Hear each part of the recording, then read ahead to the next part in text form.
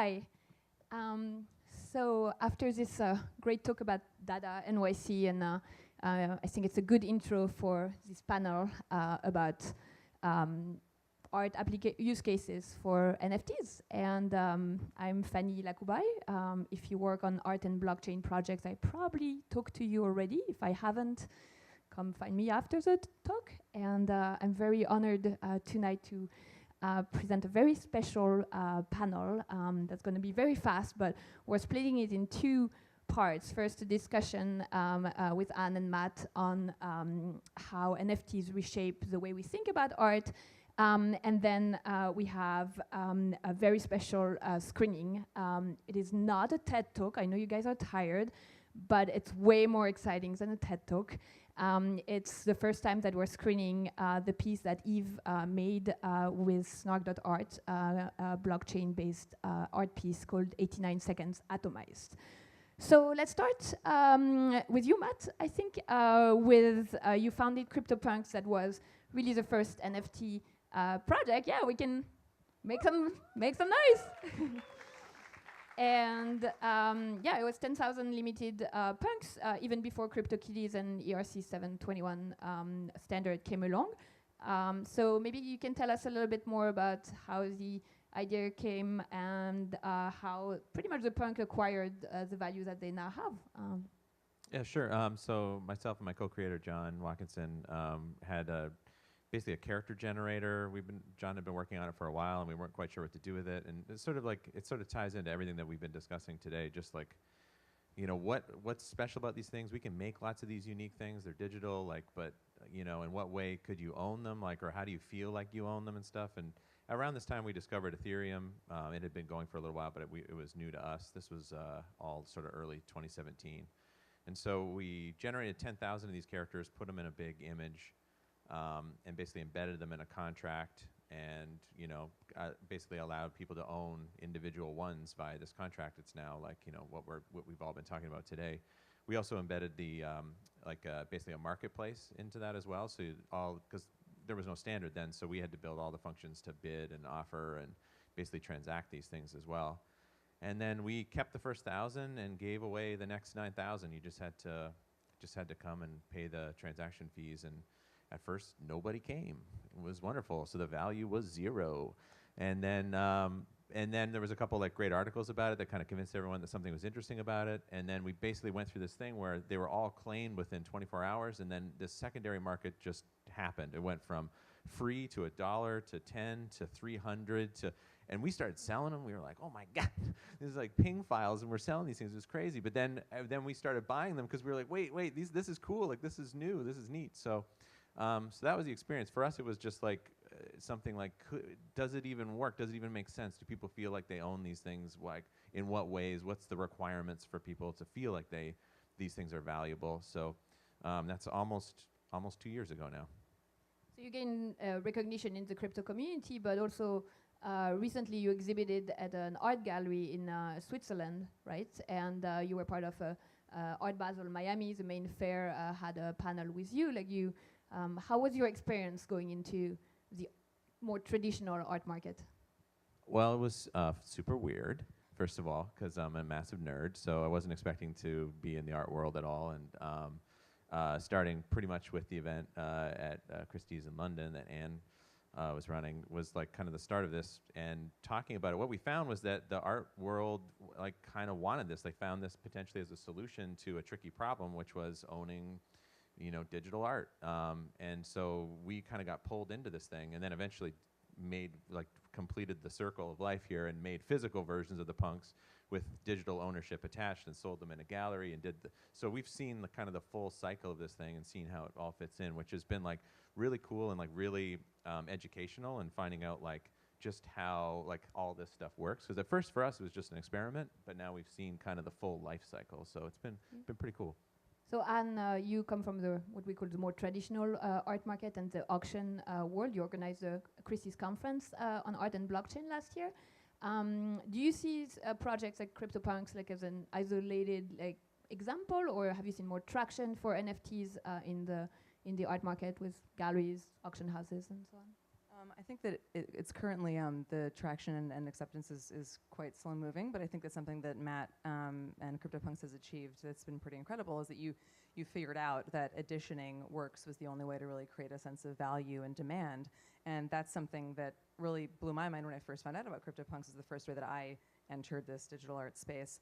And that is such a brilliant way to create value for digital art. And I think that while the blockchain element of it can be so inaccessible for people, and generally, the fact that you, in Zurich, for instance, made physical prints to accompany the works themselves, it gives an opportunity for people who are visiting the gallery to understand it. And I think that what we are seeing is now is a time when people who are experimenting with art incorporating blockchain, they're making things like, again, physical representations, or they're collaborating with, more well-known iconic artists such as Ai Weiwei. Kevin A. Bosch and Ai Weiwei's collaboration, I think, is a perfect way to get people in the industry to understand it more fully. And I think that everyone will eventually grapple with it and understand that not only is it an amazing medium, but it's a perfect opportunity to edition and create a digital art market. And we've seen that there's a hunger in the more traditional galleries and auction houses for new media, so more interactive art that's a little more accessible, such as AR and VR, which mentally people can sort of, I'm not to generalize, but again, blockchain can be a difficult topic. So that's becoming more popular in galleries, and Pace is a perfect example of a gallery that is as blue chip as it gets, but they represent Team Lab. And Philips just announced that they're partnering with Dada Editions, so they're going to be selling digital art that is not tokenized, interestingly, so we'll see how that goes. But I think once people become more accustomed to what this means, then we'll see more momentum. And then we have Eve Sussman as an artist, more well known in the video and performance art field. Like you took that leap of faith and towards blockchain and released a first project called 89 Seconds Atomized, produced by Snark.art. So if you wanna, I'll give you the floor now. And you have the mic next to you. Right, I got too many devices. Okay, I'll talk. I'm going to give a very quick, 1 minute spiel on what it is, and then are we going to play the atomized version of the piece? Okay, about 13 years ago, I made a video called 89 Seconds at Alcazar. It was editioned in the way that we do edition things in the art world, which comes from the history of photography and printmaking. Video artists are kind of in the same boat. If you don't edition it, there's really no way to make a living on it. So this was an editioned video of 10, and all of them were sold. It was first shown in the Whitney Biennial in 2004. The edition sold out, about 13 years ago. But I did hold the final artist proof. It was my edition that I could choose to do what I want with. And it was based on this painting by Velázquez that you might recognize, known as Las Meninas, a painting from, I believe, 1656. So we basically decided to treat that painting as a film still and make it as a moving image. And so to sort of create the room and create the choreography in the room, and then go ahead with Snark.art and create an atomized version of it. I'm just going to tell you a little bit about the backstory, and then I'll talk about the atomized version, and then you're going to see the atomized version. In order to make the video, oops, what happened? We had to rebuild the room. So here you're seeing a shot of the set when it was under construction, and we actually rebuilt the room life-size to scale, and we actually shot it as a moving sort of choreographic cinematic piece. And so here you're seeing on one screen, I guess, can we dim the lights? Because now you can't see anything. On one screen you're seeing, okay, oh, what's happening here? Okay. On one screen you're seeing a still now of 89 Seconds at Alcazar, and on the other screen you're seeing the atomized version. So we've taken my final artist proof, cut it into 2,304 pieces, and each of those 400 pixel blocks, each piece is 20 by 20 pixels, so it's 400 pixels, has been tokenized and put on the Ethereum blockchain and is for sale. And so what you have here, let's see if it'll play, is a shot of one of the atoms up close. So it's hard to see in this projector, obviously. but you start to get a feel of what one of these 400 pixel atoms looks like. We're losing some of the detail on this projection, but it gives you a basic idea. And so, as I said, each of these atoms of the original video is for sale on the blockchain, and the piece potentially can be owned by hundreds or even 1,000 people. So far, about half of the 2,304 atoms have been sold, and I think we have about 200 owners. Obviously, some people have bought more than one atom. And so tonight is the first screening of 89 Seconds Atomized. That is the atomized version of the piece, where we've gone and we've borrowed all of the atoms that have been acquired from the collectors that have them. And so we're going to see what that atomized version of the piece looks like. And what we've rendered is sort of over the cycle of the piece, which is a 10-minute looping video, we've rendered out 3 different versions of how it might play. I think maybe you can start the video. Yep, we can start the video. Let's do it. I'm just going to click through these. All right, there we go. So here are all of the hashtags that represent the owners of the piece. And now the atoms are starting to appear that are the atomized version of the work. And so over a minute, you're going to see all kind of, I think we have about a little over 1,000 or 1,100 atoms that have been acquired. So far about half the work has been acquired.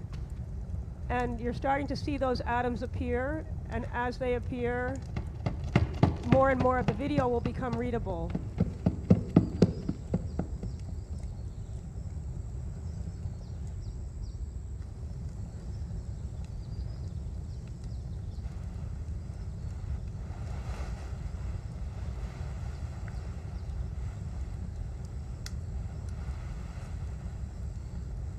So when you acquire an atom, what you're acquiring is not only 400 pixels of the piece, it's the entire length of the video. The video is 9 minutes 45 seconds. So your atom is 9 minutes 45 seconds long, and it's the entire soundtrack of the work. We have a very contrasty screen, unfortunately. And just to precise, like each atom is an NFT that you store in your wallet like any other collectible.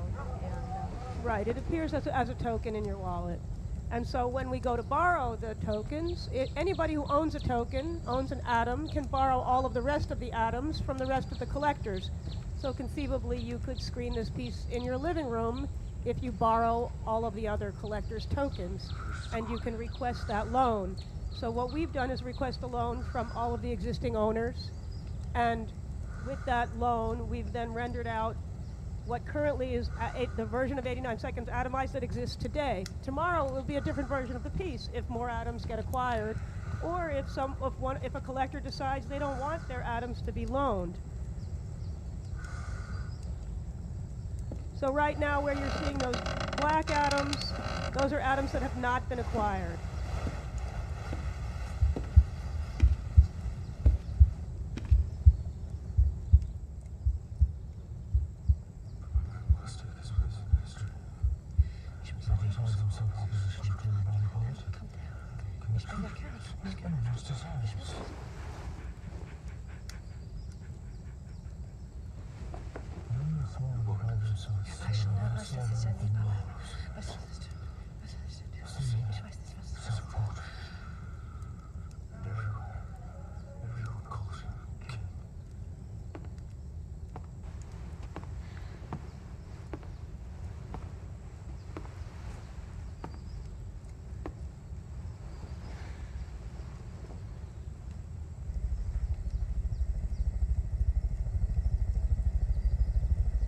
There's different ways you can render the atomized version of the piece. There's different types of ways we can render the player. So now what's just happened is all of the missing atoms, instead of playing black, they're playing an average color. So they're playing an average color of what conceivably what is missing, and they've been randomized. So everywhere where you're just seeing a block of color, you're seeing 400 pixels of a flat color, it's a randomized average color of the missing pixels.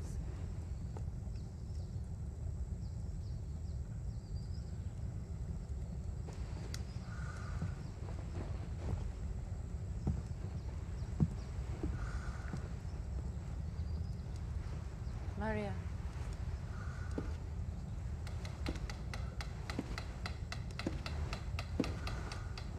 And so this version of the piece is also up online today because as we borrowed all of the atoms from the existing community of collectors, we've also made it available on the snark.art website.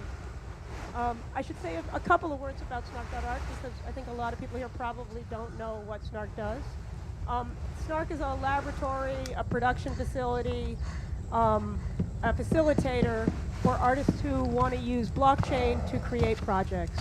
And so they are working with artists to make pieces that can be tokenized and put on the blockchain and can be offered for sale to a community of collectors who then do something with that work.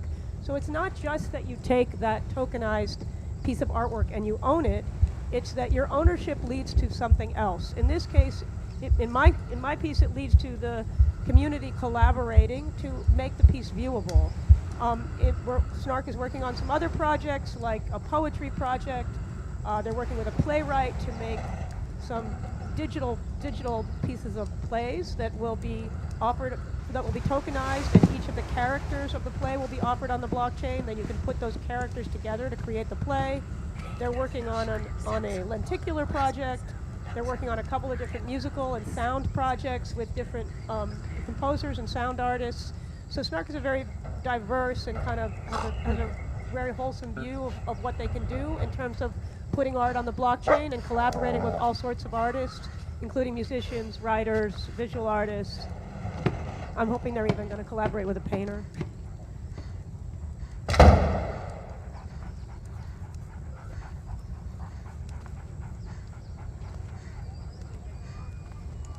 So one fun fact about the dog on the video is that everybody who've seen some stills of Eve's original piece asked us if they could get the atoms that have the dog in it. And unfortunately, on the primary sale, we do not, you get the atom face down, so it's random attribution of the atoms. But on the secondary market, I can tell you that the placement where the dog appears is going to be the most expensive. Okay, and now this is just another rendering of a way that the piece can play. So here what's happening is that the atoms that are acquired are in the position they should be in to create the video. The atoms that have not been acquired by collectors are doubles of atoms that are showing. And so that's why if you look carefully, you'll see up in the corner a section of a face or a section of a hand.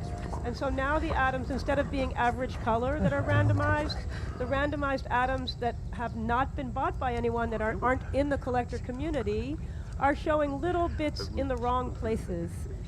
And so it gives you this really kind of wild, abstract image.